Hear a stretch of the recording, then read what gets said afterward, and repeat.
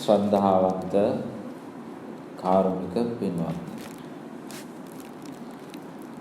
අද ඇසළ පුර 15ක පොහොය දවස විශේෂ පොහොය දවසක්. මේ 15ක දවසේ මේ ආයතනය තුල සිද්ධ කෙරෙන ආගමික චාරිත්‍රය තමයි මේ සිද්ධ වෙන්නේ. සෑම පොහොය දිනකම මේ වගේ ධර්ම දේශනාවක් පවත්වගෙන බොහෝ පිරිසකට ධර්ම ශ්‍රවණය කරන්න ඉඩ ප්‍රස්තාව මෙතන සකස් කරලා දෙනවා. විශේෂ කාර්ය බලකාය අනදෙන නිලධාරී නියෝජ්‍ය පොලිස්පති වරුණ ජයසුන්දර මහත්මයාගේ සංකල්පයකට අනුව තමයි මේ උතුම් ආගමික චාරිත්‍රය සිද්ධ වෙන්නේ.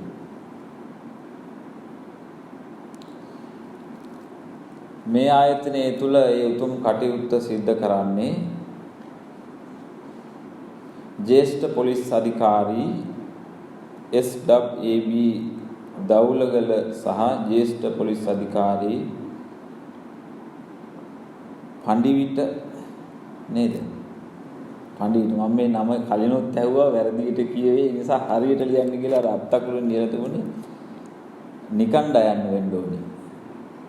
පණ්ඩිවිට ජ්‍යෙෂ්ඨ පොලිස් අධිකාරී JR සේනාධීර යන මහත්වරුන්ගේ මඟ පෙන්වීම යටතේ මේ උතුම් ආගමික චාරිත්‍රය සිද්ධ වෙනවා. මේකේ අරමුණ තමයි මියගිය රණවිරුවන්ට පින් අනුමෝදන් කිරීම. ඒ වගේම ආබාධිත නිලධාරීන් සහ දැනට රාජකාරී කටයුතු කරන නිලධාරීන්ට ආශිර්වාද කිරීම. ඔන්න ඕක තමයි පින්කමේ අරමුණ. මම බොහොම අමාරුවෙන් පරිස්සමින් කිව්වේ මේ නම් වර්ගී කියලා. මොකද තනතුරු එහෙම අද අරගේ තනතුරු සෑහෙන ප්‍රමාණයක් දාලා තුනේ. ඒ තනතුරු අපිට හුරු නැහැ. සාසනික වචන වගේ නෙවෙයි නේද? වඩිනවා, ගිලම්පස වළඳනවා, පැම් පහසු වෙනවා, අනිත්‍ය දුක්ඛ අනාත්ම අවිද්‍යාව පත්‍ය සංඛාර වගේ කියවනම් අපිට හුරුයි. දැන් මේ ආරක්ෂක අංශවල තියෙන වචන මේ අපිට හුරු නැහැ. ඒ නිසා තමයි මම කිව්වේ මේ හරියට මේ ටික ලියලා තියන්නේ නැත්නම් වරදින්න පුළුවන්. ධර්මදේශනාවට කලින් කියන්න ඕනි අද තවත් විශේෂ දවසක් මේ ආයතනයේට. ඒ තමයි මට නම මතක නැහැ. නමුත් නම මේ හැමෝම දන්නවනේ. මෙතුමා මගේ ඉදිරිපිට වාඩි වෙලා ඉන්න මෙතුමා මේ ආයතනයේ ඉස්සල්ලාම වැඩ බාර ගන්න දවස. ධර්මදේශනාවට කලින් එතුමාගේ කාර්යාලයේ අපි සෙත් පිරිත් දේශනාවක් සිද්ධ කරලා එතුමා ඇතුළු කොටගත්ත මේ සීලූම දෙනාට සහ ආයතනයට ආශිර්වාදේ ප්‍රාර්ථනා කරා. ඒ කටයුත්තත් අද මේ ඇසළ පුර 15ක දවසේ සිද්ධ වෙච්ච විශේෂ දෙයක්. මේ හැමෝටම මේක විශේෂ සිද්ධියක්. ඉතින් ඒකට අපි පෙතමෙන්න නැවත වතාවක් ආශිර්වාද කරනවා. මේ ධර්මදේශනාවෙන් රැස්වෙන පුණ්‍ය ශක්තියත් එතුමා ඇතුළු කොටගත්ත මේ සීලූම කාර්ය මණ්ඩලයට මේ ආයතනයේ ඉන්න සෑම දෙනෙක්ටම අනුමෝදන් වේවා. තමන්ගේ සීළු අපේක්ෂාවන් ඉෂ්ට සමෘද්ධිමත් වේවා කියලා අපි පෙතමෙන්න සාදු කියලා ආශිර්වාද කරනවා. හොඳයි. ඔන්න පින්කමේ අරමුණ ආය අවසානයේ කියන්නත් ඕනේ නැහැ, මැදදී මතක් කරන්නත් ඕනේ නැහැ. ඒක ඉවරයි. අපි පැත්තකින් තිබ්බා. දැන් එතකොට මේ හැමෝම දැන් මේ සෝදානම් වෙලා බිම වාඩි වෙලා ඉන්නේ මොකටද? ඔව් බණහඬ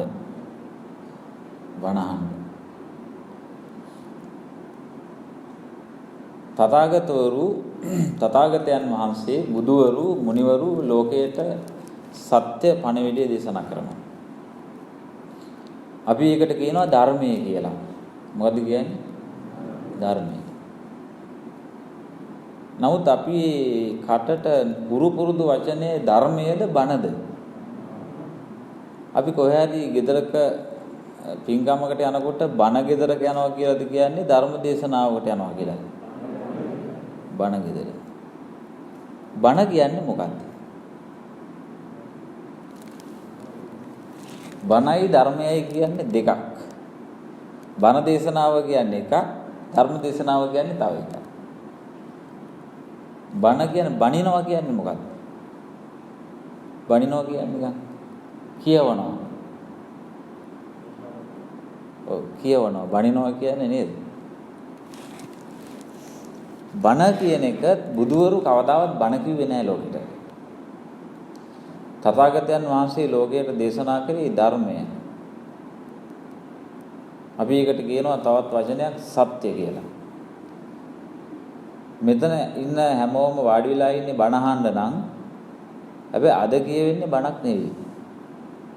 ඒකත් කියන්න ඕනේ. දැන් මම බණට ආරාධනා කරන්න ආවේ ඔබතුමානේ. ඔබතුමා තව මම අපි මහත්තයාගේ නම මට කියන්නේ සේනාධීර.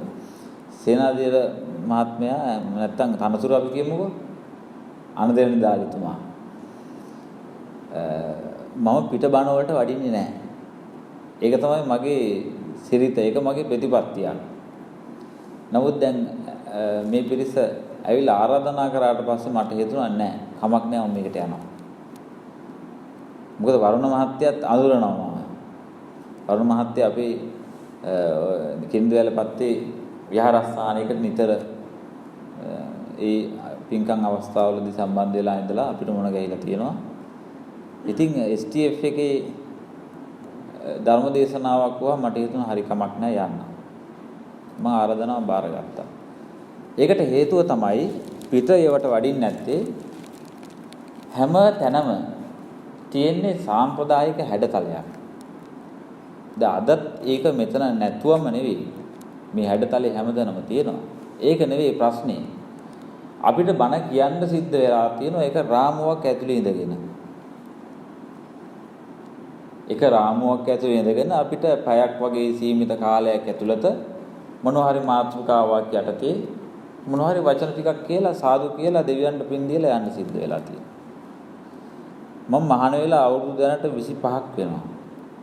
මම චූටි කාලේ මහාන වෙන්නේ පන්සලට ඇවිල්ලා. මම අවුරුදු මට මතක විදිහට 7න් හෝ 6න් පන්සලට එන්නේ. ඔව්.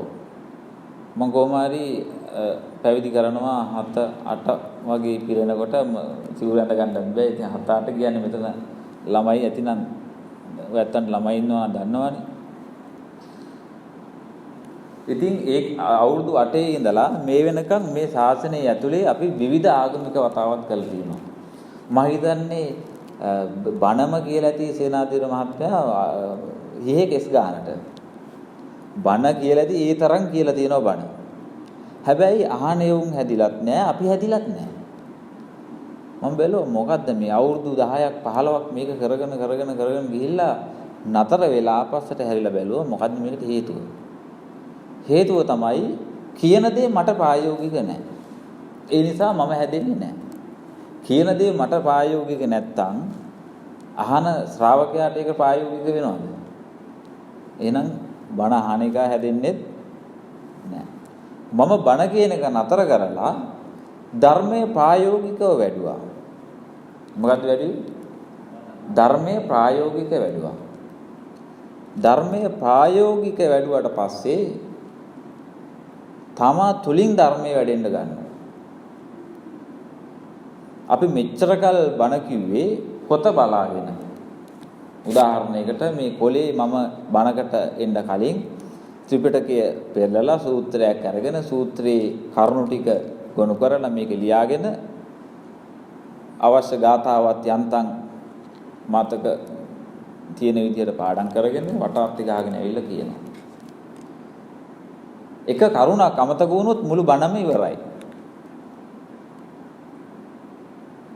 මම මේ කොළ පොත් ඔක්කොම පැත්තකට දාලා නිදහසේ ලෝකෙ දිහා බැලුවා. බුදුහාමුදුරුවෝ අපිට දේශනා කරේ නිදහසේ ලෝකයේ දිහා දකින විදිය. අන්න ඒකට තමයි ධර්මය කියලා කියන්නේ. ධර්මය කියලා කියන්නේ කාගෙන්වත් අහන්න ඕනි දෙයක් නෙවෙයි. දැන් මේ ඉන්න හැමෝම මේ පින්නතුන් බිම වාඩි වෙලා ඉන්නේ බණ ටිකක් අහන්න ධර්මය අහන්න. හැබැයි ධර්මය කියලා කියන්නේ මගෙන් අහන එකක් නෙවෙයි. මම උදාහරණයක් කියන්නම්. ධර්මය කියලා කියන්නේ පින්වත්නි කණ්ණාඩියක්. ධර්මය කියන්නේ මොකද්ද? කණ්ණාඩියක්. මේ වාඩි වෙලා ඉන්නේ කණ්ණාඩියක් කියලා හිතන්න. හාමුදුරු කෙනෙක් පුටුවක් උඩ වාඩි කරගෙන ඔයැත්තෝ බිම වාඩි වෙලා හාමුදුරු කියන දේ අහන් ඉන්නව නෙවෙයි. මේ කතා කරන්නේ ධර්මය. මේ කියන්නේ සත්‍ය. එහෙනම් මේ කියන වචන මට අයිතිද? මේ කියන වචන මට අයිතිද? ඔබතුමා සිවුරක් පොරවගෙන මේ පුටුවේ වාඩි වෙලා මේ විදිහටම මේ වචන ටික කියනවා. ඔබතුමාට මේ වචන ටික අයිතිද? අයිතිද? නෑ. එහෙනම් සත්‍ය කියන එක, ධර්මය කියන එක මට අයිතිත් නෑ. ඔබට අයිතිත් නෑ. සත්‍යයට අයිතිය කියන්න බෑ අපිට. සත්‍යයට අයිතිය කියනවා නම් කවුරු හරි ඒක සත්‍ය නෙවෙයි. ඒක සත්‍ය වගේ පේන බොරුව. බුදුහාමුදුරුවෝ ලෝකයට දේශනා කරේ කිසිම කෙනෙක්ට අයිතිය කියන්න බැරි සත්‍යයක්. ඒක මම කිව්වත් ඔය ඉන්න කවුරු මෙතන වාඩි වෙලා කිව්වත් ඒක සත්‍යම තමයි. මොකද්ද මේ සත්‍යය? මොකක් පිළිබඳව සත්‍යද? ලෝකයේ පිළිබඳව සත්‍යය. අන්න ඒකට ධර්මය කියනවා. මොකද්ද ලෝකය කියන්නේ? අපි මේක අනුපිළිවෙලට යමු. මොකද්ද ලෝකය කියන්නේ? තථාගතයන් වහන්සේ ලෝකයේ පිළිබඳව සත්‍ය දේශනා කරා කිසිම කෙනෙක්ට අයිතිය කියන්න බැරි විදියට. මොන ලෝකයේ පිළිබඳවද? ලෝකය කියන්නේ මොකක්ද? කියන්න බෑ නිකන් පොඩි අදහසක් දෙන්න ලෝකය කියන්නේ මොකක්ද? ඈ? ඔය තියෙන ලෝකේ. ඔය තියෙන ලෝකේ. ඔය තියෙන. දැන් මෙතන කී දෙනෙක් ඉන්නවද? නිකන් දල වශයෙන් 100ක් ඉන්නවද? එහෙනම් ලෝක කීයක්ද මෙතන? ලෝක 100ක්. මෙතන 100 දෙනෙක් ඉන්නවා නම් ලෝක 100ක්. හැබැයි ප්‍රශ්නේ අපි ලෝක 100ක් විදිහට දකින්නේ එක ලෝකයක් විදිහටද? එකක් විදිහට. කවදාවත් සත්‍ය ඇහෙන්නේ නැහැ. මිනිසුන්ට ධර්මය අවබෝධ කරගන්න බැරි හේතුව ධර්මයේ අහන්නේ තමාතුලින් නෙවෙයි එළියෙන්. ඔබට මේ වචන ටික ඇහෙන්න ඕනේ ඔබ ඇතුලේ. ඔබ තුලින්. අන්න එතකොට අර මං ඉස්සල්ලා කිව්ව ධර්මයේ ප්‍රායෝගිකව තමාතුලින් වැඩෙන්න ගන්නවා. මෙච්චර කාලයක් අහන එක හැදිලත් නැත්තේ, කියන එක හැදිලත් නැත්තේ තමාතුලින් ධර්මය වඩව ගන්න විදිහක් ලෝකෙට කිව්වේ නැති නිසා. ඒ නිසා තමයි බුදුහාමුදුරෝ දේශනා කරේ මහණෙනි ලෝකය කියලා කියන්නේ මේ ඇහැට කනට බාහිරින් පේන දේ නෙවෙයි. මේ ඇහැට පේන දේ නෙවෙයි. කනට ඇහෙන දේ නෙවෙයි ලෝකේ. නාසයට ඇහැ කන නහය දිව ශරීරයේ මන. කීයද? ඇහැ කන නහය දිව කය මන 6යි. ඒ 6 කොහෙද තියෙන්නේ? එළියේ තියෙනවද? එළියේ කොහේ හරි තියෙනවද ඒ 6? නෑ ඔතන තියෙන්නේ. එහෙනම් ලෝකේ තියෙන්නේ කොතනද? ඔතන. ඔන්න ඔය ලෝකේ පිළිබඳව ඇත්ත තමයි ධර්මය. තවත් විදිහකට කියනවා නම් මම ඉස්සෙල්ලා උදාහරණයක් කිව්වා ධර්මය කියන්නේ මොකටද? කණ්ණාඩියකට. ධර්මය කියන්නේ මොකද්ද? කණ්ණාඩියක්. එහෙනම් මේ පුටුවේ වාඩි වෙලා ඉන්නේ කණ්ණාඩියක්. කණ්ණාඩියක් ඉස්සරහට ගිහිල්ලා ඔබ ඉඳගත්තොත් හරි හිටගත්තොත් හරි ඔබට කාවද පේන්නේ? කාවද පේන්නේ? තමන්ම පේනවා. කණ්ණාඩියක් ඉස්සරහට ගිහිල්ලා කතා කරොත් ඔබට කායකට හඬ දැහෙන්නේ? කායකට හඬද? එහෙනම් මේ කියන ධර්මය නැමැති කණ්ණාඩි ඉස්සරහා වාඩි වෙලා කතා කරන්නේ කවුද? කවුද කතා කරන්නේ? තමන්. ඒ කතාව තේරුණාද? ඔන්න ඔය කෑල්ල තේරුම් ගන්න නැතුව අපිට සත්‍ය කියන්න බෑ. ඇත්ත තේරුම් ගන්න බෑ. එහෙනම් මේ හාමුදුරු කෙනෙක් එළිය වාඩි වෙලා යමක් කියනව නෙවෙයි. මට මම ගැන ඇහෙනවා. ඔබව ඔබ කවුද කියන එක හරියටම තේරුම් ගත්ත දවස තමයි සත්‍ය අවබෝධ කරගන්න දවස. ඔබතුමාව 100% තේරුම් ගන්න තියනවද? තියනවද? 100% තේරුම් ගත කෙනෙක් ඉන්නවා නම් ඔහු බුද්ධත්වයටපත් වෙච්ච කෙනෙක්. එහෙම නැත්නම් රහත් වෙලා අරිහත්ත්වයටපත් වෙච්ච කෙනෙක්. මේ හැමෝගෙම ජීවිතයේ තියෙනවා ඔබ දන්නේ නැති පැත්තක්. උදාහරණයකට හිතන්න 80%ක් ඔබේ ජීවිතය ඔබ දන්නවා. හැබැයි 20%ක් තියෙනවා දන්නේ නැහැ. දන්නේ නැහැ නේද? ඒ 20% නිසා ඔබට දැනෙනවා අසම්පූර්ණ බවක්. මොන තරම් දේවල් ජීවිතේ කරත් මගේ ජීවිතේ පිරීලා නැහැ. අසම්පූර්ණයි. කොච්චර සල්ලි හම්බ කරත්, කොච්චර ඉගෙන ගත්තත්, මොන තරම් උසස් රැකියාවක් කරත් ජීවිතය අසම්පූර්ණයි. මම හිතන්නේ මේක දැනෙන්නේ නැද්ද ඔයාලට? මට නම් ඒක දැනෙලා තියෙනවා. දැනෙන්නේ නැද්ද? ඒ අසම්පූර්ණ බව වහගන්න අපි ගොඩක් දේවල් කරනවා. මම කියන්නේ ඔබ කරන රැකියාව, ඒ වගේම ඔබ විවාහ වීම, ඔබ අධ්‍යාපනය ගැනීම, ඔබ ගමන් බිමන් යෑම, විනෝදචාරිකා යෑම, යාළුවෝ ආශ්‍රය කරන එක, ප්‍රේම කරන එක, මුදල් හම්බ කරන එක, අර 120 වහගන්න පුළුවන් කියලා හිතනවා මේ දේවල් වලින්. හැබැයි පුළුවන් ද වහගන්න? කවදාකවත් බෑ. ඒ ජීවිතේ අපිට හොයාගන්න බැරි ඒ අඩුව වහගන්න අපි ගොඩක් දේවල් කරනවා. ඒ දේවල් තමයි මේ කරන්නේ. මේ අද අපි කරේ ඒ ටික. අවුරුදු 2600ක් ආපස්සට ගිහිල්ලා පිළිවෙලට මේ 2022 7 වෙනි මාසේ කවද්ද? 13 වෙනිදා වෙනකන් එන්න. අපි අවුරුදු 2600ක්ම ඔය 120 හොයාගන්නේ නැතුව ඕක වහ ඇවිල්ලා තියෙනවා. ඕකට අපි කියනවා සම්පදාය කියලා. ඔන්න ඔය සම්පදාය එහා පැත්තේ තමයි මේකේ ඇත්තම කතාව තියෙන්නේ. ඒ නිසා මම තීරණය කරා මේ සම්පදාය වෙනස් කරන්න. සම්පදාය වෙනස් කරන්නේ එළියෙන් නෙවෙයි මම ඉන්න තැන. දැන් සාමාන්‍යයෙන් මහත්තයා පින්වත්නි පන්සලේ හාමුදුරන්ට විහාරාධිපති හාමුදුරන්ට පොය දවසට පන්සලෙන් එළියට බහින්න බෑ. හැබැයි මම අද බහැලා ඉන්නවා. මට පන්සලට යන්න ඕනි කියලා නියමයක් නැහැ. ඇයි? මම අද පොය කියලා දන්නේ ඊයේ හවස. දැන් මේ පොය අද කියලා දන්නව කලින් බණට ආරාධනා කරා ඊයේ කෝල් කරා නේද මට? ඒ මතක් කරපු නිසා මම දන්නවා හෙට පොය මොන පොයද? Google එකේ සර්ච් කරලා බලනවා මේ next පොය day කියලා ගහුවාම එනවා ඇසල පොය day. ඒ කියන්නේ මම පොය දන්නේ නැහැ. ඇයි ඔයාලා පොයට විතරක් මේක වැඩි කරන්නේ? මේවා කරන්න එපා කියන එක නෙවෙයි මේ කියන එක උපමා විදියට ගන්න. මේවා කරන්න එපා නෙවෙයි සම්පදායේ විදියටම රැකගෙන යන්න. හැබැයි මේකේ ඇත්ත පැත්ත තමයි මම කියන්නේ. ඇයි පොයට විතරක් අපි මෙහෙම හරි පරි ගහිලා සුදු වැඳගෙන කොණ්ඩේ පීරලා තෙල් මල් පූජා කරලා මෙහෙම ඉන්නේ ඇයි පොයට විතරක්? ඇයි මට ඊයේත් ඉන්න බැරි? ඇයි හෙටත් ඉන්න බැරි? දැන් අපේ පන්සලේ පොය වැඩසටහන් නැහැ. පොය වැඩසටහන් නැහැ. ඇයි?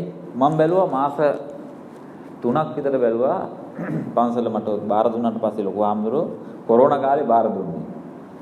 මම අවුරුදු 25ක් යන ගම්ම මේ පන්සල් මම බාර දෙන්න ඇඟේ ගහලා මේකට හිර කරන්නම හැදුවා. මම කිව්වා අපේ හාමුදුරුවෝ මට බෑ. මම මේ නිදහසේ මෙහෙ ඉන්න බැරි නම් වෙන පන්සලකට ගිහිල්ලා ඉන්නවා. ඇයි ගෙනියන්න තියෙන්නේ පාත්‍රයේ සිවුරයි විතරනේ. නැත්තම් ආරණ්‍යක ගිහිල්ලා ඉන්නවා.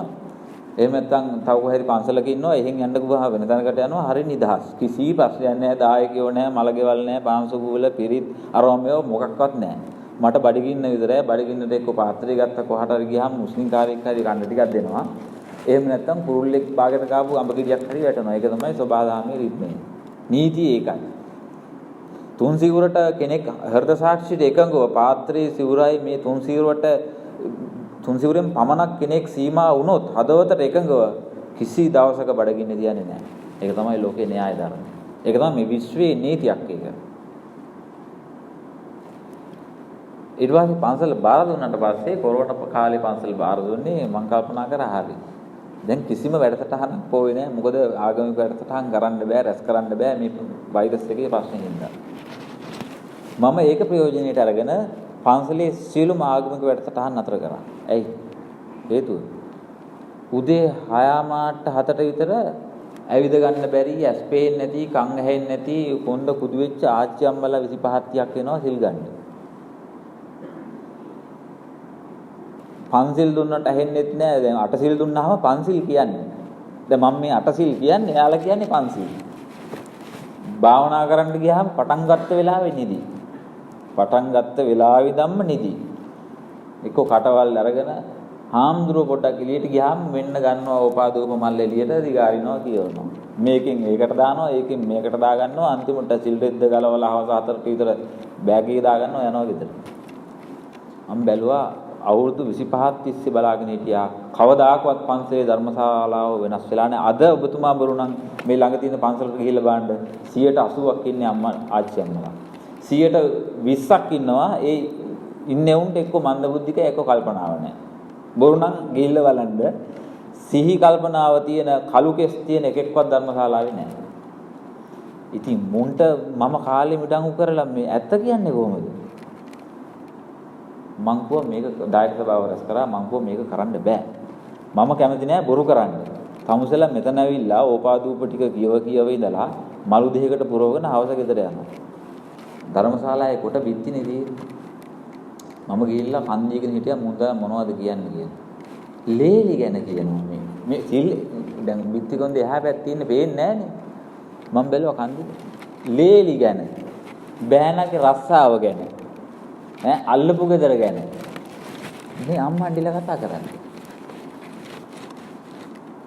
මේ ඇත්තම කතාව. මම එක දවසක් ගිහලා බැරිම තැන මම මයික් එක අරගෙන උදේ පාමර ගුවා සිල් ගන්නේ හොරු. සිල් ගන්නේ හොරු. ඇයි? සිල් රෙද්දෙන් අපි ඇතුළ වහ ගන්නවා. උතුරු සාලු ඇඳගෙන සිල් රැද්ද පොරව ගත්තාම ඇතුළ සිල්වත් වෙනවද? මේක හිතලා බලන්න සිල්වත් වෙනවද? ඔය සිල් ගන්න යවුන්ගේ ඇතුලේ මොනවද දන්නවද තියෙන්නේ? කුඩු ගේඩුකම, ඉරිසියාව, බලුකම මේ සීළු දේවල් ඇතුලේ තියෙනවා. හැබැයි සිල් රැද්දෙන් වහගෙන ඉන්නවා ඒක. සිල් ගන්නේ ඇතුලේ කුණු වෙච්ච මිනිස්සු. ඇත්ත කතාව ඒකයි. ඇතුලේ කුණු වෙච්ච කුණු ගඳ ගහන මිනිස්සු තමයි සිල් ගන්නේ. ඇතුලේ කුහකකම නැත්තම් ඉරිසියාව නැත්තම් අනුන් මට වැඩිය උසස් වෙනවා නම් උඩට යනවා නම් මම ඒකට සතුටු වෙනවා නම් මම ඒකට ආදරය කරනවා නම් මම ඒකට ප්‍රේම කරනවා නම් මම ඒකට ආශිර්වාද කරනවා නම් මගේ කුහකකමක් නැහැ.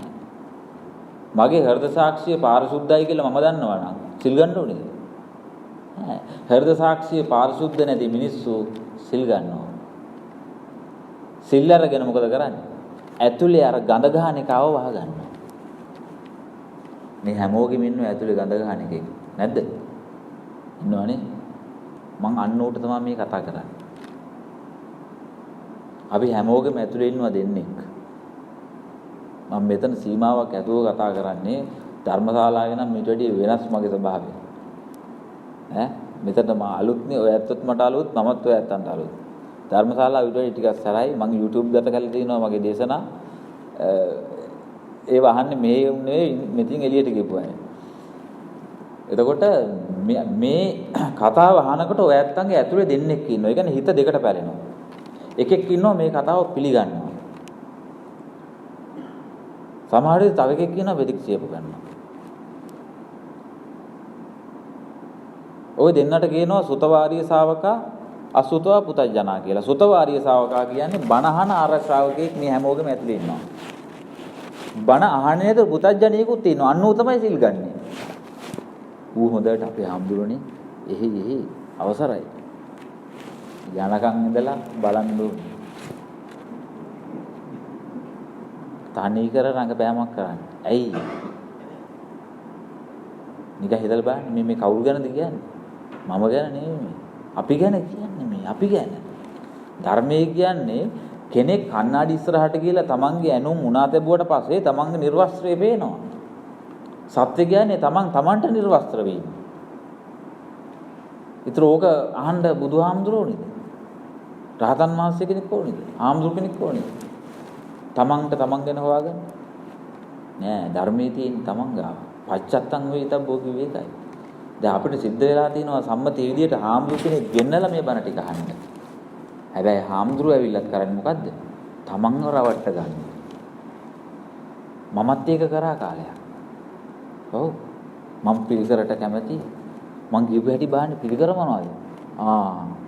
අට පිළිකර දෙකක් තියෙනවා. ෂා. මේ මම කරපුවා කියන්නේ. ලියුම් කවරෙකුත් තියෙනවා. කීයක් වැඩිපුර බණ ටිකක් කියන්න ඕනේ. මේ අපේ ඇතුළේ ඉන්න තුච්ච හිත. තේරෙනවද? මේ තුච්ච හිත මං කියන්නේ මගේ ඇතුළේ ඉන්න මේ තිරිසන් ස්වභාවයට මම මේ වෛර කරනවා. මම මේ තිරිසන් ස්වභාවයට මම නිග්‍රහ කරනවා. ඌ තමයි අපිව හැමදාම මේ සසරේ ඇවිත් ඌ තමයි අපිව තිරිසනෙක් බවට පත් කරේ. ඌ තමයි අපිව වටේ ඇවිත්.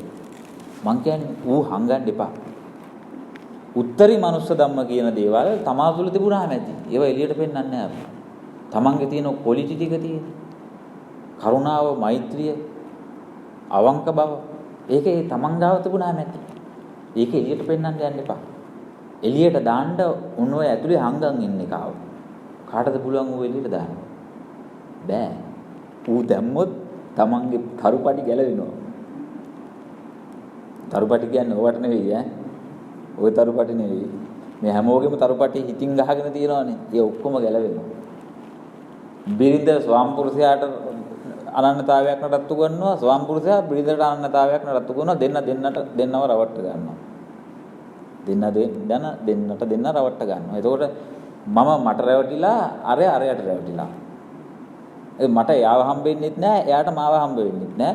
මම හිතන් ඉන්නවා මට එයා හම්බ වෙනවා කියලා. බාද්දී මට මාවමයි හම්බෙලා තියෙන්නේ, එයාට එයාවමයි හම්බෙලා තියෙන්නේ. ඊට පස්සේ කියනවා තමුසේ මං තේරුම් ගන්නෑ. මම කියන්නේ කසාද බඳින්න කලින් හිතනවා මෙයා තමයි මට ගැළපෙනම කෙනා. ගැළවේ මාස 3ක් ගියාට පස්සේ තේරෙන්නේ නැද්ද? යකෝ මං හිතපු එක නෙවෙයි මේ ඉන්නේ. වෙන එකෙක් නේ. එහෙම වෙලා නැද්ද? එහෙම වෙලා නැද්ද? බඳුපුවා ඉන්නවා. අපි පෙම් කරලා සිහින නිකන් හිතලා බලන්න මේක ලෝකේ මායාවක්. මම මේක නොකිය මේ කියන්නේ කෙලිම මායාවක් වුවාම මේක විකාරයක් වෙනවනේ. අපි හිතන එක නෙවෙයි එළියේ තියෙන. හිතන එක එළියේ නෑ. ඒක තමයි ඇත්ත. එතනට එන්න තමයි පසුබිම හදන්නේ මේ. අපිට තව විනාඩි 40ක් විතර තියෙනවා නේද? ඔව් පැයයිනේ නේ. පැය හරියටම කියනවා.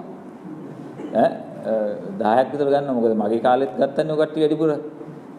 මාව එහෙන් 8යි කාලෙට එන්න ගියා මග බොරුවට හිමිටියන් කියලා විනාඩි 45ක් ගෙනාව මෙතනට 10ට තමයි 10ම 11ට තමයි මම නැගිටින්නේ නේද නැත්තම් වැඩක් නැහැ නේ කාලෙට වටිනාකමක් තියෙන්න බෑ හරි එතන මම මේ නොකිය කියන්න හදන්නේ මේ අපේ හිතන දේ එළියේ නෑ ඒකයි අපි මේ සරලව තේරුම් ගන්න පසුබිම හදන්න යන්නේ සියලු ප්‍රශ්න වලට විසඳුම තියෙනවා මේ කියන වචන ටික ඇතුලේ මම ඒකට උදාහරණය තමයි බඳින්න යන්න කලින් මෙතන විවාහ වෙච්ච කට්ටිය ඉන්නේ භාගයට භාගයක් ඇත්තේ පෙනුමින් නම් එහෙමයි හැබැයි විවාහ වෙච්ච නැති අයත් කියන්න පුළුවන්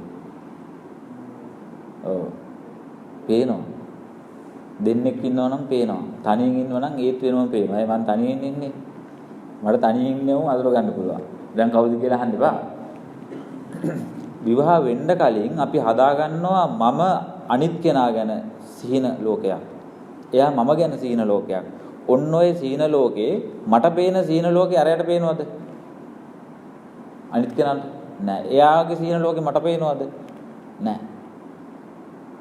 මට පේන්නේත් නෑ, එයාට පේන්නේත් නෑ. Tamanට විතරයි මේක පේන්නේ.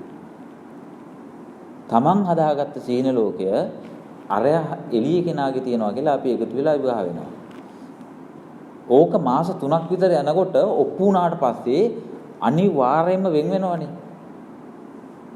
ඒක බැරි වෙන්න තමයි කසාද බැඳලා ගැට ගහන්නේ. කසාද බඳිනවා කියන්නේ ඒකයි. නැත්තම් මාස 3ක් විතර යනකොට මේ සයින් වෙනවනේ. හැබැයි දැන් වැඩේ පරක්කුයි.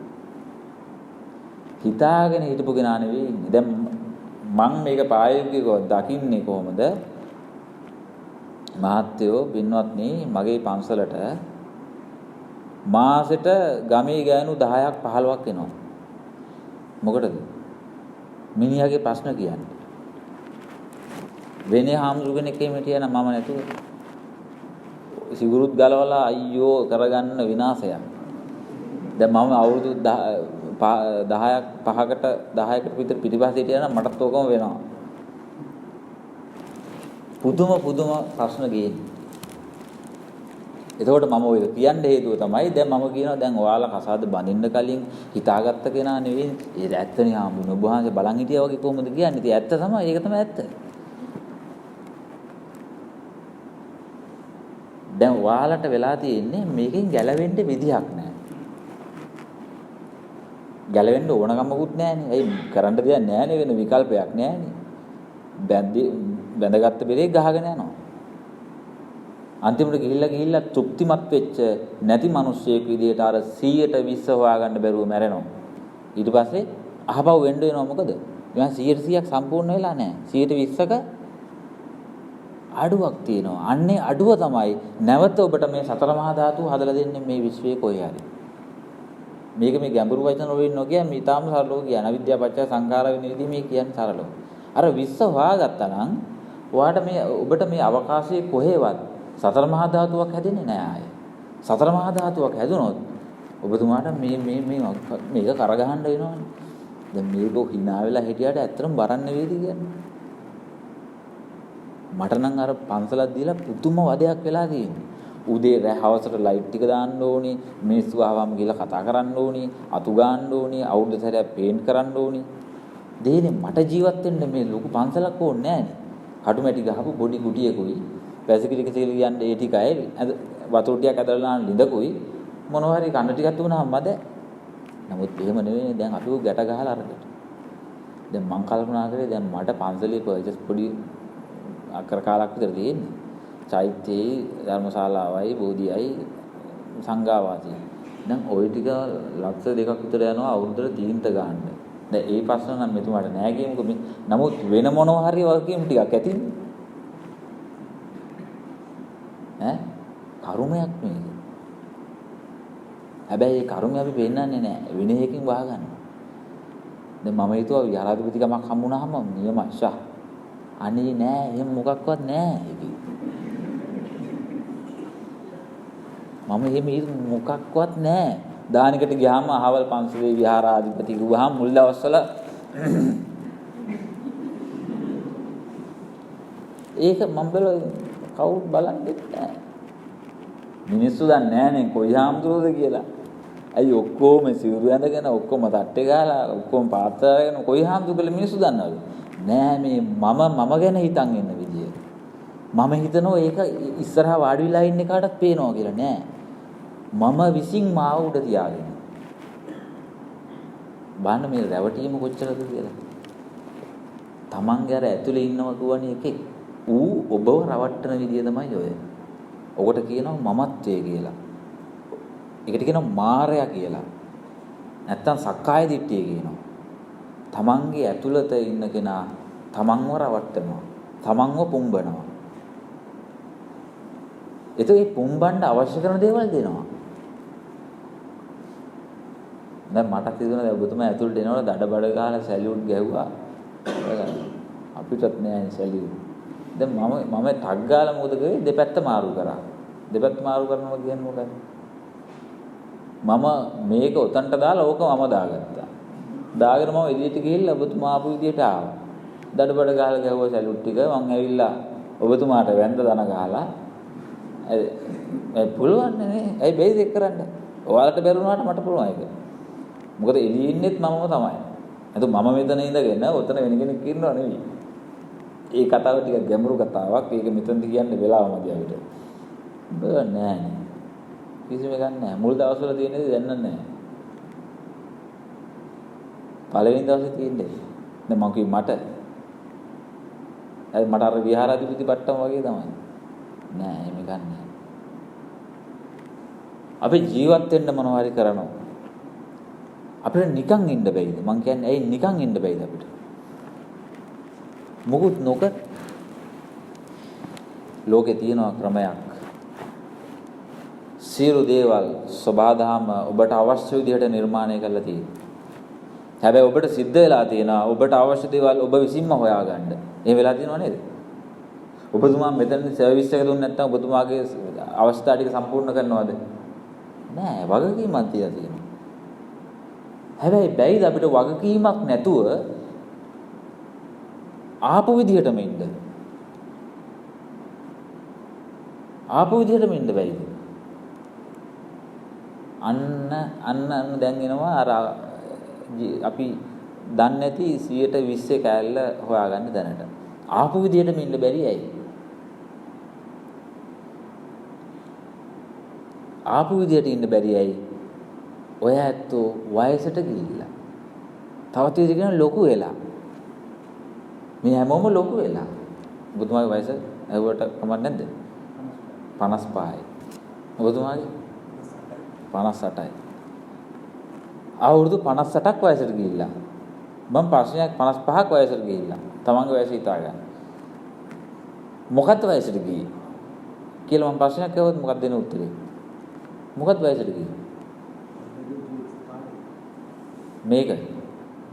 එහෙනම් පහු කරු ඒක තමයි වයසට ගියේ මොකද්ද? දැන් වයස පෙන්වන්න ගියොත් ඇහුවොත් එහෙම මට කියන්න පුළුවන් 58යි 55යි කියලා කියන්න පුළුවන්. ඊළඟට ප්‍රශ්නයක් අහනවා මොකද්ද වයසට ගියේ කියලා. මේ හිතපන් මොකද්ද වයසට ගිහිල්ලා තියෙන්නේ? අපි එක තැන කරකිනවා වගේ එකක් තමයි අන්තිමට එන්නේ. මොකද්ද වයසට ගියේ? ඈ? මොකද? ගතින් මනස. ගතින් මනස. ගතින් මනස. ගතයි මනසයි දෙකම. ඔය කතාව ටිකක් හරි. ඒ කතාව ටිකක් හරි. සම්පූර්ණ නෑ. මම ප්‍රශ්නයක් අහුව මොන කයද කියලා. අන්න දැන් එනවා එතෙන්ට. මොන කයද? මොන කයද? ඈ? රූප කය. නාම රූපයක පැත්තට අපි මේ ඕක ඒ නාම රූප කැලල ගත්තොත් එහෙම එන ලොකු කතාවකට යනවා. අපි නිකන් සරලව කියමු මොන කය? පේන ශරීරය. පේන ශරීරය. පේන ශරීරය ගුව තන්න හරි. දැන් ඔක්කොටම පේනවනේ ශරීරය. පේන ශරීරය. මේක වයසට ගිහිල්ලා තියෙන්නේ. 58යිනේ. ආපස්සට යන්න. ආපස්සට යන්න ඔක්කොම. ආපස්සට ගියාම පළවෙනි දවසට එනවා. පළවෙනි දවසට එනවනේ. පළවෙනි දවස කියන්නේ මොන දවසද? ඈ? ඉපදිච්ච දවස. අන්න ආව තැනට. කෙලින්ම ගියා. කෙලින්ම දැන් අපි ඉන්නේ කොතනද? ඈ? උපම් මොහොතේ. උපම් මොහොතේ ඉන්නේ. හොඳේ. උපම් මොහොතේ ඉන්නේ. දැන් ඉපදිච්ච එකකෝ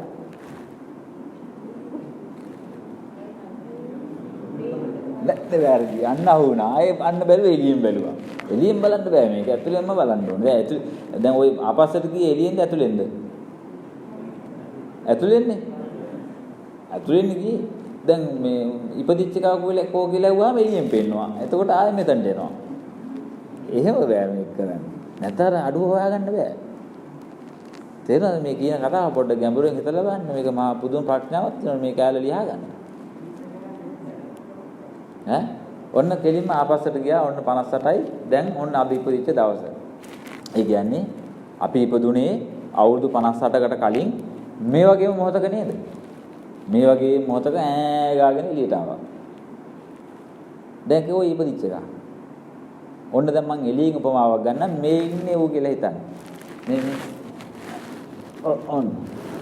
ඔන්න මේ තියෙන්නේ මේ ඉන්නේ ඉපදිච්ච කෙනා.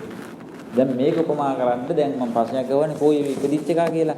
ඒ ඉපදිච්ච එකා කෝ කියලා කිව්වහම ඕක පෙන්වන්න බෑ. ඒකට අපි ආයෙ මෙතනට එනවා. ඒකට අවුරුදු 58ක් වයසට ගිහිල්ලා. කෙලින්ම ආපස්සට ගියාම මම අහනවා ප්‍රශ්නයක්. ඉපදිච්ච දවස මේ මොහොත මේ දැන් 10:35යි තප්පර 30යි යන දැන් තමයි ඉපදුනේ. ඔන්න ඉපදිච්ච එකා කෝ කියලා කිව්වා මේන් ඉන්නවා කියලා වෙන්නනවා. මෝ කොහෙන්ද ඉපදුනේ? දැන් මේක උපමා කරගන්න ඔබ ඉපදිච්ච රූපය විදියට එහෙම නැත්නම් පොඩි එකා විදියට මේක උපමාවට ගන්න. තම තමන් ඈ. දැන් මේක එක්කෙනාටනේ කියන්නේ මේක. මේ කතාව කියන්නේ එක්කෙනාටයි ඔබට. දැන් මේක උපමා කරගන්න අර ඉපදිච්ච පොඩි එකා විදියට. මෝ කොහෙන්ද ඉපදුනේ? මෝ දන්නවද ඉපදිච්ච විදිය? මෙයා දන්නවද ඉපදිච්ච විදිය? ඈ? දන්නේ නැහැ නේද? දැන් මෙයා දිහා බලන් ඉන්නේ උන් ටිකක් ඉන්නව නේද? දැන් මෙතන ඉන්නේ කවුද? කවුද මෙතන ඉන්නේ? ඔබ ඉන්නේ. හොඳේ. අල්ලගන්න හරියට වරද්ද ගන්න එපා. මේක උපමාවකින් තමයි කියන්න වෙන්නේ. මේ ඉන්නේ ඔබ. දැන් මෝ දිහා බලන් ඉන්නේ උන් ටිකක් ඉන්නව නේද වටේ? උන් ටික තමයි අර අවුරුදු 58ක් වයසට ගියපේ උන් ටික. අවුරුදු 58 55 වයසට ගියපේ උන් ටික තමයි වටේ බලන් ඉන්නේ. දැන් පොඩි එකාට පේනවද පොඩි එකෙක්? පොඩි එකා දැකලා තියෙනවද පොඩි එකාව? බුදුහාම තේරෙනවද? පොඩි එකා දැකලා තියෙනවද පොඩි එකාව? නෑ. ඌ දැකලා තියෙනවද ඌගේ උපත? උපත දැකලා නෑ. හරිනේ? හරි. එහෙනම් මං අහනවා වටේ ඉන්නේ උන්ගේ මෝ ඉපදුනේ කොහොමද කියලා. දැන් අද අවුරුදු 58ක් 55ක් වයසට ගියපේ උන් ටික කියන්නේ කොහොමද ඉපදුනේ කියලා. ඈ? කියන්න බෑ කොහොමද ඉපදුනේ? මේක එළියේ ඉන්න කට්ටියනේ පේන්නේ දැන් මේක. කොහොමද ඉපදුනේ? කොහෙන්ද ඉපදුනේ? කොහෙන්ද ඉපදුනේ? මේ පොඩි එක්කෙනා කොහෙන්ද ඉපදුනේ? සම්මතෙන් උත්තර දෙන්න. සම්මතෙන්. මව කුසෙන් එළියට ආවා. හරි. දැන් මේක දන්නේ අවුරුදු 58ක් ගිය එකනා නේද මේ? ඒ කියන්නේ අද ඉන්න කෙනා තමයි මේක දන්නේ මේ. හැබැයි මෙයා දන්නවද? මෙයා දන්නේ නැහැ. එහෙනම් මෙතන ඉන්නේ කවුද? මෙතන ඉන්නේ කවුද මේ දැන්? ඈ? ඔබනේ. ඔබ තමයි මෙතන ඉන්නේ. එහෙනම් ඔබේ උපත ඔබ දැකලා තියෙනවද? එහෙනම් ඔබේ උපත ඔබ දැකලා නැහැ. එහෙනම් මං අහනවා ප්‍රශ්නයක්. දැන් මේ ඉන්නේ ඔබ. දැන් ඔබ අයින් කළා මේ බවටපත් වෙන්නේ. මේ පොඩි එක්කෙනා වෙන්නේ. දැන් මං අහනවා ඔබෙන් ප්‍රශ්නේ ඔබ ඉපදුනේ කොහෙද? දැන් මට උත්තර දෙන්න. කොහෙන්ද ඉපදුනේ? ඈ? දන්නේ නැහැ. දන්නේ නැහැ නේද? ඔබ කොහොමද දැනගන්නේ ඔබේ උපත?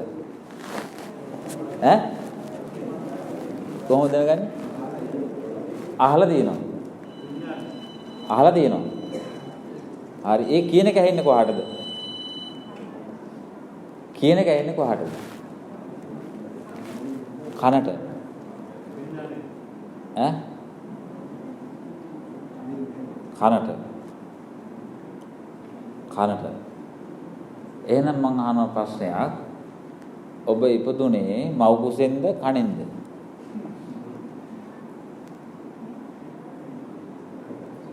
මව් කුසෙන්ද කනෙන්ද?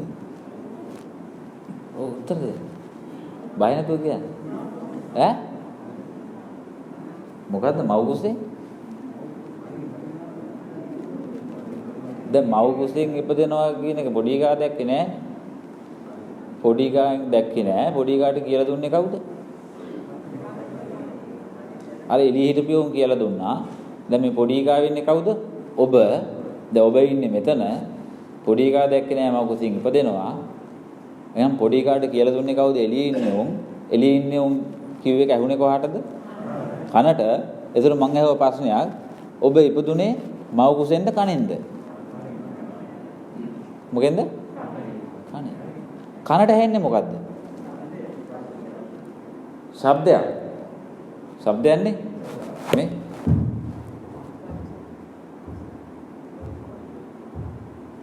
ශබ්දයක් ඇහෙන්නේ. එහෙනම් මම දැන් අහනවා නැවත ප්‍රශ්නයක්. ඒකට සම්මතයෙන් උත්තර දෙන්න ඕනේ. සම්මතයෙන් උත්තර දෙන්න. ඔබ ඉපදුනේ කොහෙන්ද? උත්තර දෙන්න. සම්මතයෙන් ඈ? සම්මතයෙන් මව් කුසෙන් දැන් තමයි ඉපදුනේ. දැන් තමයි ඉපදුනේ මව් කුසෙන්. ඒක පැහැදිලිද? ඒ ප්‍රශ්නේ අහනකොට තමයි ඔබ ඉපදෙන්නේ. කලින් ඉපදිච්ච එකෙක් අවුරුදු 58ක් වයසට ගියා නෙවෙයි. අවුරුදු 55ක් වයසට ගියා නෙවෙයි. ඔබතුමාගේ වයස මම ඇහුවට පස්සේ නේද 55 වුනේ. එතකන් වයස තිබුණාද? එතකන් වයස තිබුණාද? කොහෙද තිබුණේ වයස? පව් කරන් අපිව ගන්න බෑනේ දැන්. දැන් ඊයේ දවසට යන්න ඊයේ දවස ගන්න පුළුවන්ද? ඊයේ දවස ගන්න පුළුවන්ද? හෙට දවස ඇවිල්ලා තියනවද? නෑ හෙට ඇවිල්ලා නෑ ඊයේ ගන්න බෑ. අපි ඉන්නේ කොයි මොහොතේද? දැන්. හෙට දවසට ගියාට පස්සේ හෙට දවසට මොකද වෙන්නේ? හෙට දවස අද වෙනවා. අද දවස ඊයේ වෙනවා. අපි හැමදාම ඉඳලා තියෙන්නේ මොන දවසේද එන? එහෙනම් ගියපු ඒවා කියලා ගන්නෙ මොකද්ද? ගියපු දවස් කියලා ගන්න පුළුවන්ද? ඒ උපමාව තේරුණාද? හෙට දවස කියලා අපි අද හිතනවානේ. හෙට දවසට යනවා. හෙට දවසට ගියාම හෙට දවසට මොකද වෙන්නේ? හෙට දවස අද වෙනවා. අද දවස ඊයේ වෙනවා. ඊට පස්සේ ආයෙ හෙට අනිද්දාට යනවා. නේද? ආයෙ අනිද්දාට ගියාම අනිද්ද දවස හෙට වෙනවා. හෙට දවස අද වෙනවා. නේද? එහෙම නේද? එහෙනම් අපිට ඊයේ හම්බෙලත් නැහැ. හෙට හම්බෙලත් නැහැ. හම්බෙලා තියෙන්නේ මොන දවසද? අද විතරයි. එහෙනම් වයසට ගිහිල්ලා තියෙන්නේ මොකද්ද කියලා මම ඇහුවොත් උත්තර දෙන්න ගන්න. මොකද්ද වයසට ගිහිල්ලා තියෙන්නේ? මම ඔබතුමාගෙන් ඇහුවා වයස කීයද කියලා. ශනිකව කිව්වා 55යි. ඒ වයස මේ වෙනකම් කොහෙද තිබුණේ? ප්‍රශ්නේ ඇහෙන කොටයි වයස හදාගත්තේ. ප්‍රශ්නේ ඇහෙන කොටයි වයස හදාගත්තේ.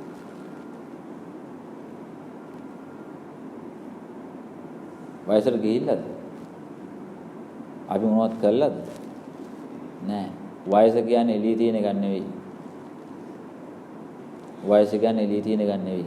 ඔයාලා හිතන් ඉන්නවා වයස එළියෙන් යනවා කියලා. ඔන්න රැවටීම. ඔන්න මම අර 100ට 20 කෑල්ලෙන් එක කොටසක් එක ඉතාම සුළු කොටසක් ලියලා දුන්නා. ඉපදීම කියන තැන රැවටිච්ච විදිය. ඔයාලා මෙච්චර කල් හිතන් හිටියේ මව්කසකින් ඉපදුනා. ඒ කියන්නේ අම්මා තාත්තා ඉන්න ලෝකෙකට ඉරහඳ තියෙන ලෝකෙකට ආවා. යනකොට අම්මා තාත්තා ඉන්න ඉරහඳ තියෙන ලෝකයක් දාලා යනවා. එහෙමනේ හිතන්. අන්න ඕක තමයි අර 120 කෑල්ල. ඔන්න ඔය කියන රැවටීම තියෙනකන් ආයෙන්න වෙනවා. ඇයි? මෝ යන්නේ තියෙන ලෝකයක් දාලා. මං කියනවා ඒක වැරදි. අපි ආවේ තියෙන ලෝකයකට ආව නෙවෙයි. ආවට පස්සේ හදාගත්ත ලෝකේ. ආවට පස්සේ හදාගත්තේ. ආවට පස්සේ හදාගත්තත් නෙවෙයි අපි මේ දැන් හදාගන්නේ. මේ දැන්. මේ දැන් ලෝකෙ හැදෙන්නේ. මේ දැන්. ඔබට මේ වචනේ ඇහෙන්නේ මේ මොහොතේ. මේ හඬ ඇහෙනකොට කලින් හඬට මොකද වෙන්නේ? ඒ කලින් හඬ ඉවර වෙනවා. කලින් හඬ ඉවර වෙනකොටම ඒ හඬ අහපු කෙනාට මොකද වෙන්නේ? අහපු කෙනත් එක්කම ඉවර වෙනවා. දැන් නමුත් ඔබ රැවටෙනවා. හඬ ඉවර වෙද්දී අහපු එකා ඉන්නවා. අන්න රැවටීම. ඒ කියන්නේ අපි වැඩේ ඉවර කළා නැහැ. අපි වැඩේ ඉවර කළා නැහැ. තථාගතයන් මුනිවරු බුදුහාමුදුරුවෝ ලෝකෙට කිව්වේ වැඩේ ඉවර කරන විදිහ. හැබැයි මම ආමිකේ මේ ප්‍රොසෙස් වල මම ඒක දකිනවා. හැබැයි ඒක ඔයාලා කරන්නේ ඇතුලෙන්ද එළියෙන්ද කියලා එකේ ප්‍රශ්නයක් තියෙනවා. ප්‍රොසෙස් වල කට්ටිය වැඩ ඉවර කරනවා. මේ ජනවාරි මාසයේ අපේ උපසම්පදා විග්ගම දුණා 500ක් නමක් උපසම්පදා වුණා අපේ නාරංවල පිරිවෙනේ. මම හිතන්නේ මේ STF එකම සම්බන්ධ වෙන්නේ නැති ත්‍රිදහම්දාවෙන් තමයි ඉව්වේ සියල් මම හිතන්නේ 2000කට වැඩිය සමුදායකත්වය දුන්නා අපේ මේ වැඩේට. දවස් 10ක් තිබුණා. එතනදී මම දැක්ක දේ තමයි කුස්සියේ ලුණු අපි දැන් සාමාන්‍යයෙන් උයනකොට ලුණු කපලා සුද්ධ කරලා තියලා එළවලුත් කපලා සුද්ධ කරලා තියලා ඔක්කොම බිත්තරත් සුද්ධ කරලා තියලා පස්සේනේ කුණු වයින් කරන්නේ. නෑ ලුණු කපලා ලුණු සුද්ධ කරලා ඉවරනකොට පොතු ටිකක් ඉවර වෙනවා. එහෙම නේද? එළවලු කපනකොට බෝන්චි කැපුවා නම් බෝන්චි කපලා ඉවර වෙන ඩස්බින් ටික ඒ ටිකත් අයින් කරනවා.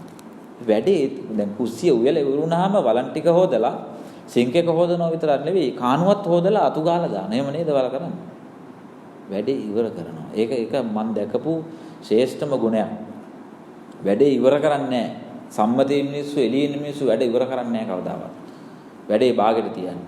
දැන් මේ හැම තැනකම මම දකින්න ඔය නිමාව. ඒ නිමාව මේ විදිහටම ඔයාලගේ ඇතුළෙත් තියනවාද? ඇතුළේ නැද්ද? ඒ කියන්නේ මේක එතකොට අපි එළියටද හැඩ ගහිලා තියෙන්නේ. ඒ කියන්නේ මෙහෙන් එළිය බලනවා. මම කියන්නේ ඒක මෙන්න මෙහෙම වෙන්න. ඒක මම මේ නොකිය කියන්නේ. අපිව ට්‍රේන් කරලා තියෙන්නේ එළිය ලෝකේ ඒ විදිහට වැඩ නිමා කරන්න නම් ඒක හොඳයි. ඒක පැවැත්මට. හැබැයි තමන්ගේ පැවැත්ම අවසන් කරන්න නම් ඒක මේ පැත්තට හැරෙන්න ඕන. ඒ කියන්නේ සෑම වැඩකදීම තමනුත් ඉවර වෙන්න ඕන. දැන් මෙතන වෙන්නේ වැඩේ ඉවර වෙනවා. වැඩේ ඉවර කරපු එක ඉතුරු වෙනවා. මැරෙනකොටත් මැරෙන එක ඉතුරු වෙනවනේ. නැද්ද? දැන් මේ උපතිසිද්ධියම තමයි මරණෙදිත් වෙන්නේ. දැන් ඔහොම ගිහිල්ලා මූ ලොකු වෙලා පොඩි කාලා ලොකු වෙලා අවුරුදු 58යි 59 විදිහයි දන්නේ නැහැ. 60දී 70දී මැරුණා කියන්නකෝ. ඒ මැරෙනකොටත් මූමනේ මැරෙන්නේ. මූ දන්නවද මැරුණා කියලා? වටේ ඉන්නේ උන්නේද කියන්නේ අරු මැරුණා කියලා. නේද? එහෙනම් උපත මරණය කියන එක මට පේනවද? මගේ උපත මට පේනවද? මගේ මරණය මට පේනවද? එහෙනම් උපත මරණය කියන දෙකෙන්ම මම නිදහස්. මේක තේරුම් ගත්තොත් කෙනෙක් උපත මරණය කියන දෙකෙන්ම නිදහස්. හැබැයි ඔයාලට මරණය කියන එකට බය ඉන්නේ ඇයි? එළියේ උන් ගෑනුවා පුතේ ආන් අන්නරම තමයි මැරෙන්නේ. අර 100 මැරිලා අර පෙට්ටියේ නිදන් ඉන්නවා කියන්නේ මැරිලා. අල්ලලා බලන්න පුතේ අම්මේ සීතලයි නා මැරුණාම සීතල වෙනවා. ගල් වෙනවා. එතකොට ඒ රූපෙ දිහා බලලා මේ රූපෙ දිහා බලලා හිතා ගන්න එහෙනම් මේ මමත් මැරෙනවා. මමත් මැරෙනවා. පොඩි ගා හැමනේ හදාගන්න. එහෙම නේද හදාගන්න. ඔයාලටත් උනේ ඒකේ. ඔන්න ඕක තමයි සසර කියලා කියන්නේ. වෙන මොකක්වත් නෙවෙයි. මේක තේරුම් ගන්න අභිධර්මයේ කියවන්න ඕනේ නැහැ. මේක එහෙම නෙවෙයි මීට වැඩි එකක් තියෙනවා කියලා කියනවා තියනවාද එහෙම එකක්? මේක එහෙම නෙවෙයි ඊට වැඩි එකක් තියෙනවා. තියෙනවනම් කියන්නේ මම අහන්න කැමතියි. මම උතන වාඩි වෙලා මේ කුටුවට යටින් කියලා මම උතන වාඩි වෙලා අහනවා. නෑ එහෙම ගන්නෑ. ඕක තමයි අර 120 ඔයාලා 80ක් දන්නවා 20 කෑල්ල දන්නේ නැහැ. ඒ නිසා ඔයාලට මරණය කියන එක සැබෑවක් වෙලා තියෙනවා. මරණය කියන එක සැබෑවක්. ඉතින් ඔබ මැරෙනවා. අර මං කිව්ව ඉස්සෙල් උපමාව ගන්න. තව විනාඩි 10කින් ඉවරයි. උපමාවක් ගන්න. ඔයාලා වැඩ ඉවර කරනවා එළියෙන්. මං කියන්නේ එළියේ වැඩ ඉවර වෙනවත් එක්කම වැඩේ කරපු කෙනත් ඉවර කරනවා. රැයට නිදා ගන්නකොට උදේ නැගිටින්නේ නිදාගත්ත එක නෙවෙයි. හැබැයි රැය නිදා ගන්න වෙලාව ඔබට අල්ල ගන්න පුළුවන්ද? මේ ඔබ රවට්ටන විදිය මේ ඇතුළේ ඉන්න එකාව මම කියනවා දෙන්නෙක් ඉන්නවා කියලා. ඔය ඇතුළේ ඉන්නවනේ හොරා අර මං කිව්වේ අපි ආරක්ෂා කරන එක. ඌව ඔබ රවට්ටන විදිය කියන්නේ මේ පංචේන්ද්‍රිය. මායя ඔබ රවට්ටන විදිය මේ කියන්නේ. මම මේ කියන්නේ තමන්ගේ ඇතුළාන්තේ. රෑ නිදා ගන්නකොට නිදා ගන්න වෙලාව අපිට අල්ල ගන්න පුළුවන්ද? බෑ. නිදා ගන්න වෙලාව අල්ලන්න බෑ. ඒක අල්ලන්න තියෙනවනේ ගැඹුරු සිහිය. ඒකත් මම දන්නවා. ඒක අල්ල ගන්න විදිහ. පංචේන්ද්‍රිය මෙහෙම කරද්දි වහ ගන්නවා. මොකක්ද වහනවා. ඔයාලට ඒක හොයාගන්න බෑ. ඇඳට යනවා විතරනේ මතක ඇහැරෙනකොට නිදාගත්ත එක දැන් ඇහැරෙනකොටම ටක් ගාලා හදා ගන්නවා රෑ නිදාගත්ත එක තමයි ඇහැරුනේ. නිදාගත්තේ කවුද එතකොට? මමද? කවුද නිදාගත්තේ? ඒ ප්‍රශ්නෙට උත්තරයක් නැහැ. ඒ නිසා මේ ප්‍රශ්නේ වැරදි. තේරුණාද මේක ඇතුලේ අපිව මේ මායාවට අහු කරලා තියෙන විදිය. මේකේ ලොකු පරාසයක් තියෙනවා. ඒ පරාසය කියන්නේ නැතුව මේ මූලික સિદ્ધාන්ත ටික කිව්වේ මේ ටිකත් එක්ක ඔයාලට අර පරාසය තේරුම් ගන්න පුළුවන්. එහෙනම් මේ ලෝකේ මොකද්ද මේක? අපි මොනවද මේ කරන්නේ? සම්මතය කියන්නේ මොකද්ද? ඒකයි මං කිව්වේ සම්මතය කියන්නේ හැමදාම මේ සත්‍ය කියන එක හැමදාම සම්මතයට පිටුරුද්දක්. සත්‍ය සම්මතයට ප්‍රතිවිරුද්ධයි. ඒක නිසා ඒක සම්මතයට කෙලින්ම කියන්න බෑ. ඒක නිසා අපිට සිද්ධ වෙනවා වචන පෙළගස්සලා සීරු මාරු ඇතුව දෙන්න. සත්‍ය සම්මතයට ප්‍රතිවිරුද්ධයි. ඔන්න ඔය ටික අපි තේරුම් නොගන්න තාක්කල් අපිට කවදාවත් මේ සසරෙන් නිදහස් වෙන්න බෑ. මොන දේ තුමත් වැඩක් නැහැ. මරණ මංචකයේදී මරණය හමුවේදී ප්‍රායෝගිකව මරණයත් වෙන වෙලාවක් එනවා මේ හැමෝටම. මේ කියන්නේ ඇහැ කන නාය දිව ශරීරය කියන ආයතන ටික ලොක් වෙනවා, මනස වැඩ කරනවා. මනස තමයි අර වයසට ගිහපු එකා ඉන්නේ මනසේ. ඌ වැඩ කරන්න ගන්නවා. අම්මෝ තාත්තා දුව දරුවෝ බිරිඳ ඊට කඩන් අරවා මේවා ඔක්කොම තියෙන එතන. මං කියන්නේ අන්න එයාව මරණ විදියක්. මේ මනස බොරුවක් කරගන්න විදියක් මේ කියන්නේ. ඔයාලා ඉන්නේ එළියේ නෙවෙයි මේ ඇතුලේ. ඔන්න ඔය කතාව ප්‍රායෝගිකව අපි ජීවිතයට ඇප්ලයි කරගත්තොත් එහෙනම් මේ බාහිරයේ කියන කිසිම දෙයකට මොන දේ වෙනස් වුණත් අපිව වෙනස් කරන්න බෑ. දැන් ඔය රටේ ප්‍රශ්නයක් තියෙනවනේ. ඒ ප්‍රශ්නේ ගැන මම මෙතන කතා කරන්නේ අරගලයක් තියෙනවනේ. දැන් මට ඒ අරගලේ නෑනේ. මමත් මේ රටේ එකෙන් නෙවෙයිද? මට ඒ කිසිම මගේ Facebook එකට ගියොත් අරගල ගැන කිසිම නොටිෆිකේෂන් එකක් එන්නේ නැහැ. නිවුස් channel වල කිසිම එකක් එන්නේ නැහැ. මොකක්වත් එන්නේ නැහැ. YouTube එකට ගියත් කිසිම නිවුස් එකක් මට එන්නේ නැහැ. ඒ ආම්දුරන්ට ඔය ගානේ කොහොම හරි ගෙනත් දෙනවනේ. ඉතින් මට බත් හැනි දෙකයි මම දවසට ගන්න. ඉතින් ඒක දෙන්නේ මේ ලොකු දෙයක්ද? මට ඇයි එහෙම වෙන්නේ? අරගලේ තියෙන්නේ එළියේ නෙවෙයි. රාජ්‍ය නායකයා ඉන්නේ එළියේ නෙවෙයි. හැබැයි මිනිස්සු අරගල කරන්නේ එළියට බහැලා. එළියට අතපුච්ච ගන්න ඕනේ අඩුව තියෙද්දි. අපිට පුළුවන් ඒක මෙතනින් කරන්න. මෙතනින් කරන්න. ඔබේ රාජ්‍ය නායකයා මෙතන නම් ඉන්නේ මෙතනින් ඩිලීට් කරන්න යාව. හැබැයි මෙතනින් ඩිලීට් කරන්න නම් ලෝකයේ එළිය නෙවෙයි තමා තුළ තියෙන්නේ කියන එක ඔබට ප්‍රත්‍යක්ෂ වෙන්න ඕනේ. බොරුවට ඒක ගල්ලා බෑ. දැන් ඔයාලා හිතන් ඉන්නේ ඔයාලා හිතන ලෝකේ එළියේ තියෙනවා කියලා. ඔයාලා හිතන එක එළියේ තියෙනවා නෑ. අර මම දෙන්න කසාද බන්ධනයේ උපමාව ගත්තේ. නෝනා මහත්තයා ගැන හිතන් ඉන්නවා, මහත්තයා නෝනා ගැන හිතන් ඉන්නවා. මහත්තයා නෝනා ගැන හිතන් ඉන්න එක මහත්තයාට විතරයි පේන්නේ. නෝනාට පේන්නේ නැහැ ඒක. නෝනා මහත්තයා ගැන හිතන් ඉන්න එක නෝනාට විතරයි පේන්නේ. එහෙනම් මහත්තයා ඉන්නේ කාගාවද? නෝනා ගාව. නෝනා ඉන්නේ කාගාවද? මහත්තයා ගාව. ඒ කියන්නේ දෙන්නම ඉන්නේ කොහෙද? එක්කෙනෙක් ගාව. එහෙනම් මෙතන දෙන්නයි, ඔතන දෙන්නයි, හතර දෙනෙක්. එහෙනම් ප්‍රශ්න කීයක්ද? ප්‍රශ්න හතරක්. දෙන්නෙක් එක්ක ජීවත් වෙනවනේ, හතර දෙනෙක් එක්ක ජීවත් වෙන. ඒක නිසා තමයි කවදාවත් අර පාර්ශවයට අර යමක් කියලා තේරුම් ගන්න බැරි. ඇත්ත නේද? කවදාවත් තේරුම් ගන්න බෑ. මොන විදියකින්වත් බෑ. ඒක තමයි මේ සබහාදහම ලියවිලා තියෙන විදිය. තේරුම් ගත්තොත් ප්‍රශ්න ඉවර වෙනවනේ. අත්දැකීම් ඇතිනේ. නමුත් අපි තේරුම් අරගෙන හදාගෙන ජීවත් වෙන්න හදනවා. අපි හදාගෙන ජීවත් වෙනවා. එහෙනම් මේ ජීවිතය කියලා කියන්නේ වෙන විකල්පයක් නැති නිසා අපි හදාගෙන ජීවත් වෙන එකක් කරන්නේ.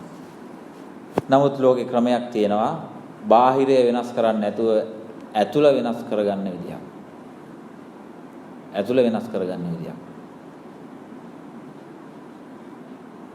රාජ්‍ය නායකයා එතනට මේ අපේ ලංකාවේ මිනිසුන්ගේ අධ්‍යාත්මයේ දියුණු වෙලා නැහැ. ඒකට හේතුව ලංකාවේ ඉන්න පූජක පැලැන්ති ඒක කරන්නේ නැහැ. ඒක එක්ක දන්නේ නැහැ, ඒක දෙන්නේ නැහැ. එළිය අරගල කරන්න අවශ්‍ය නැහැ. මෙතන ඉන්න ඔක්කොගෙම ඇතුළේ ඉන්න නායකයව මෙතනින් අයින් කරොත් නායකයාට මෙතන ඉන්න බැරුව යනවා. ඒක නිකන් කළා බලන්න. මම කියන්නේ මම කිය එක මට ප්‍රායෝගික නැත්තම් මම කියන්නේ නැහැ. මම මුළු ගමම පාලනය කරන්නේ පන්සල ඇතුළේ ඉඳගෙන. මම එළියට යන්නේ නැහැ. පන්සල ඇතුළේ ඉඳන් පාලනය කරන්නේ. ඇයි? පන්සලත් ගමත් ඔක්කොම තියෙන්නේ මෙතන. ඒකනේ බුදුවරු ලෝකේ හැමදාම ජීවමානයි කියලා කියන්නේ. අදටත් උන්වහන්සේ ගාව අපි දන ගහන්නේ ඇයි? උන්වහන්සේ මිනිසුන්ව පාලනය කරේ එළියෙන් නෙවෙයි මෙතනින් ආධ්‍යාත්මයෙන්. ආධ්‍යාත්මයෙන් පාලනය කරේ. මං කියන්නේ අපි උන්වහන්සේ ගාවට යනවා උන්වහන්සේගේ ගුණය මෙතන තියෙන්න ඕනේ. උන්වහන්සේ ගාවට යනවා නම් උන්වහන්සේගේ ගුණය මෙතන තියෙන්න ඕනේ. එතකොට උන්වහන්සේ මම වෙනවා. උන්වහන්සේ මම වෙනවා. මම උන්වහන්සේ වෙනවා. අන්න අවබෝධය. බුද්ධ කියන්නේ අවබෝධය. ඇයි ඔබ ගාවට උන්වහන්සේ වඩින්නේ නැත්තේ ඇයි? අර ඇතුලේ ඉන්නව පව්කාරී අන්න උගේ තියෙන දුෂ්චරිත දේවල් එන්නේ. මං කියන්නේ අපි ගාව ඉන්න දුර්වල ස්වභාවය, පාපී ස්වභාවය, ඒ අපේ හෘද සාක්ෂි අපිරිසුදු කරන තුච්ච ස්වභාවය එළියට දාලා පාගලා බිම දාලා වාඩි වෙන්න. කවදාවත් තමන්ගේ අතුලාන්තය ආරක්ෂා කරන්න එපා. මේක මේ සම්මතයේ ඇතුලේ එහෙම ඉන්න බැරි වෙන්න පුළුවන්. නමුත් මම කියන යන පරමනිෂ්ඨාවට නම් මේ ප්‍රතිපදාව තමයි ක්‍රමය. ඒක තම තමන්ගේ ජීවිතවලට ගලප ගන්න වෙනවා.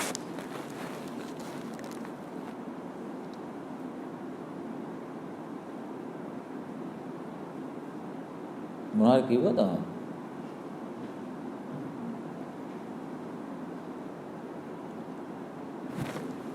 ධර්මය කියලා කියන්නේ පින්වත් හේතුඵල වලට කියන එකක්. කියන්න කලින් අපි දන්නෙත් නැහැ කියලා ඉවරනකොට දන්නෙත් නැහැ. නමුත් මොනවා හරි කියවෙනවා. ඒ කියවෙන්නේ අදාළ ඒ ඉන්න කෙනාට ඇහෙන්න ඕන ටික. මම ජීවිතේ කිව්ව 120 කෑල්ල 80%ක් අපි සම්පූර්ණ වෙලා තිබුණත් 120ක් අපි දන්නේ නැහැ කියලා කියන්නේ. ඒ අසම්පූර්ණ කොටස හොයාගන්න එක තමයි මුනිවරු ලෝකෙට ඉතුරු කරලා ගියේ. ඒක හොයාගන්න මේ යන විදිය හරි. හැබැයි ඔබේ දැක්ම වෙනස් කරන්න වෙනවා. එළියෙන් බලන එක තමන්ගේ පැත්තට හරව ගන්න. එතකොට ඔබට තමන්ව පේන්න ගන්න. ඔබතුමා මන් දිහා බලනකොට ඔබතුමාට ඔබතුමාව පේනවද? නෑ. එහෙනම් ඔබතුමා බලන් ඉන්නේ කවුරු දිහාද? ඔබතුමා මන් දිහා බලනකොට ඔබතුමාට ඔබතුමාව පේන්නේ නැහැ. දැන් ඔබතුමා දිහා බලන්න. දැන් මාව පේනවද? නෑ. මම මෙහෙන් බලනකොට කවුද ඉන්නේ? කවුරු දිහාද මම බලන්නේ? මම මෙහෙන් බලනකොට මෙතන. මෙහෙන් බලනකොට ඔතන. නැතුව මම මෙතන ඉඳන් මොහොම බලනව නෙවෙයි. මම මෙතන ඉඳන් ඔහොම බලනවා කියන එක තමයි රැවටීම. ඒකට කියනවා පුද්ගල දෘෂ්ටිය කියලා. මමත්වයේ කියලා. අනන්‍යතාවය කියලා. ඩෙන්ටිටි එක. මෙතන කෙනෙක් ඉන්නවා. මෙතන කෙනෙක් ඉන්නවා. පොඩි උන් අපි කරන දේ බලලා නේද අනුකරණය කරන්නේ. පොඩි අය හැදෙන්නේ වැඩිහිටියෝ කරන දේ දිහා බලලා. ඔතන වෙන කෙනෙක් ඉන්නවා, මෙතන වෙන කෙනෙක් ඉන්නවා, මෙතන හාමුදුරුවෝ ඉන්නවා, මෙතන පුද්ගලයෝ 100ක් නෙවෙයි අපි ඔක්කොම එක්කෙනෙක්. හැබැයි අපි ඔක්කොම එක්කෙනෙක්. ඒක තමයි පරමාර්ථ සත්‍ය. හැබැයි ඔබට ඔබ නැති වෙන්න ඕනේ. අන්න එදාට තමයි අපි ඔක්කොම එක්කෙනෙක් වෙන්නේ. ඔබ අහලා ඇති දවසක් අජාසත් රජතුමා බිම්බිසාර රජතුමානේ ලුණු දාලා කකුල බැලුවේ නේද? අජාසත්තනේ කරේ. අජාසත් රජතුමා එක්කන් යනවා ජීවක බුදුහාමුදුරුවෝ ගාවට දවසක්. උන්වහන්සේ රහතන් වහන්සේලා 5000ක් එක්ක මහා ඝන වනාන්තරයක විවේක සුවයෙන් ආරාමයක වැඩ ඉන්නවා. රහතන් වහන්සේලා 5000ක් එක්ක. කියනවා රජතුමනි බුදුහාමුදුරුවෝ වැඩ ඉන්නේ අහවල් තැන. රහතන් වහන්සේලා 5000ක් එක්ක වැඩ ඉන්නවා. අපි යමු උන්වහන්සේ බය දකින්න කියලා. යනකොට සෙරප්පු ගලවලා කරලා දැන් ආරක්ෂකයෝ අපි පොඩ්ඩක් තියලා යන්. සෙනග වැඩි නිසා උන්වහන්සේලා විවේකීව ඉන්න කියලා රජතුමත් එක්ක දැන් යනවා. 5000ක් ඉන්න තැන කොහොම සද්දයක් තියෙන්න ඕනේ. දැන් මේක ඇතුලේ 5000ක් නැහනේ. අර පහු ඉස්සලා වෙන උසාවක් ඇහුණා නේද? ඉස්සෙල්ලා මම පල්ලෙහාදී අපි අර පිරිත් කියන අතරේ දොර වැහුවාම තමයි ඒක ඇතුලේ මං හිටියේ ඇත්තටම පිරිත් කියද්දි මේ සද්ද නැතු වුණා කියලා. බලද්දි දොර වහලා. සද්ද නැතර වෙලානේ දොර වහලා. ඔව් මම බල ඇත්තටම මං හිතුවා මට හරි සතුටක් පුදුම වෙනයක් නේ මේක ඇතුලේ තියෙන්නේ කියලා. බලද්දි නෑ අර AC කාමරේ අර දොර සීල් වෙනවනේ. එතකොට සද්ද නැති. මම එක පාට සද්ද නැතුණා මම පන්සිල් දෙනකොට. පන්සිල් දෙනකොට මේ කවුරු හරි දොර වහලා. මම රැවටුණා ඒකට. ඉතින් කොහොම හරි මං කියන්නේ හැදුවේ 5000ක් ඉන්න දන්න කොහොම සද්දයක් තියෙන්න ඕනේද? ඇල්පෙනිත්තක් වැටෙන සද්දයක්වත් නැහැ. ගහකින් කොළයක් වැටෙන සද්දේ විතරයි. අජාසත් රජතුමා ජීවට කියන ඔබ මාව කුමන්ත්‍රණය කළා මරන්න එක්ක යනවාද කියලා. කැලේට. බුදුහාමුදුරුවෝ ඇතුළු රහතන් වහන්සේලා 5000ක් තමන්ගෙන් මිදිලා රහතන් වහන්සේ කෙනාගෙන් මිදිලා තේරෙනවද මේ කියන කතාව මහා ගැඹුරුයි. තමන්ගෙන් මිදිලා මේ ඉන්න ඔක්කොම තමන්ගෙන් නිදහස් වුණොත් අපි ඔක්කොම එක්කෙනෙක්. තේරෙනවද? එතකොට ඔබතුමාට නියෝග දෙන්න ඕනේ නැහැ.